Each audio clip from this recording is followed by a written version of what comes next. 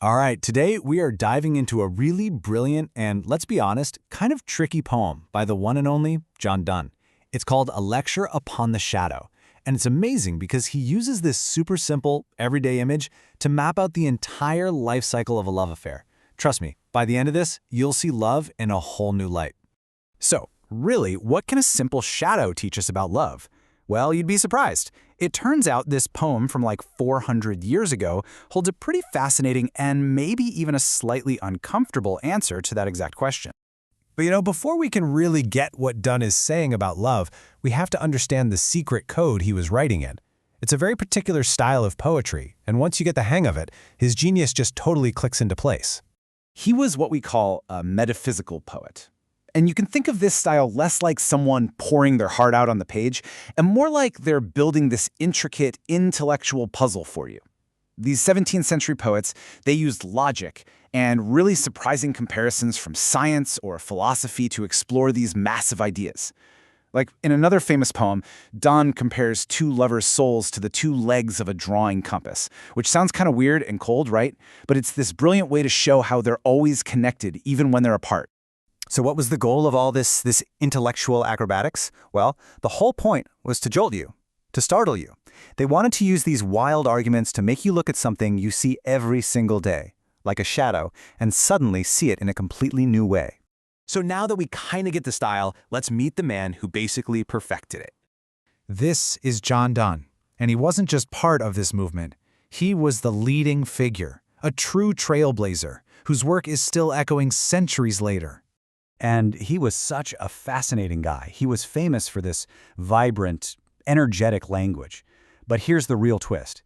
This man who wrote some of the most passionate, sometimes really physical love poems you'll ever read, he later became the dean of St. Paul's Cathedral in London. And there he wrote these incredibly profound religious works. He was a man of intense passion and intense faith, all at once. And we see his intellectual style right from the get-go. The poem literally opens with a command. The speaker tells his lover, hey, stand still, so he can give her a lecture, not on science, not on history, but a lecture on the philosophy of their love. The scene is set. So let's jump into that scene. The first part of his lecture starts in the morning, and he uses the rising sun to talk about the very beginning of a relationship.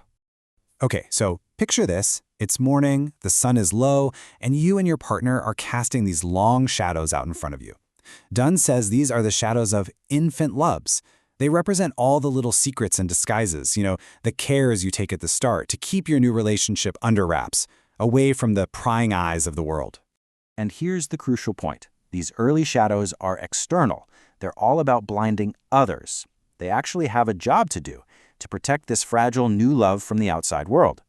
But as the sun gets higher and higher in the sky, Donne's lecture brings us to the most critical moment of the day, and he's arguing the most important moment in any love affair. Because at high noon, the sun is right overhead. And what happens then? The shadows completely vanish. You're literally standing on them. This is Donne's killer metaphor for perfect love. It's a moment of what he calls brave clearness, where everything is lit up, and there's absolutely nothing left to hide. This, for our speaker, is the absolute peak. It's the highest degree of love.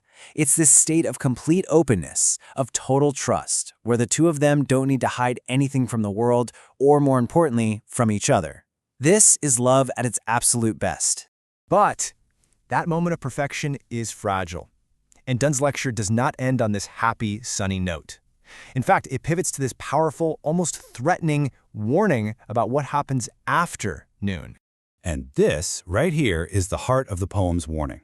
Remember those morning shadows? They were there to hide their new love from other people. But these afternoon shadows, the ones that start creeping up behind them, oh, they are so much more dangerous. Why? Because they're created to hide things from each other. They're not made by infant loves. They're made when loves faint.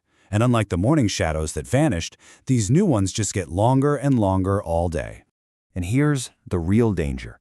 These new shadows of deceit and secrecy, they're not external anymore. They work upon ourselves. They are internal. They get inside the relationship and start blinding the lovers to the truth about each other. They create a darkness right there between them. So, as you can see, the poem maps out this entire journey. It starts in the morning with those protective, outward-facing shadows. It hits this perfect shadowless peak at high noon, but then it faces the very real danger of decline in the afternoon, where new internal shadows threaten to ruin everything. And then the poem hits us with its final, devastating verdict. It's got to be one of the most brutal final lines ever written.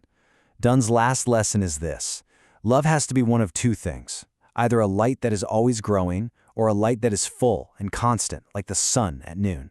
The very first minute it stops being one of those things, the first moment it starts to fade, it's not just evening, it's night.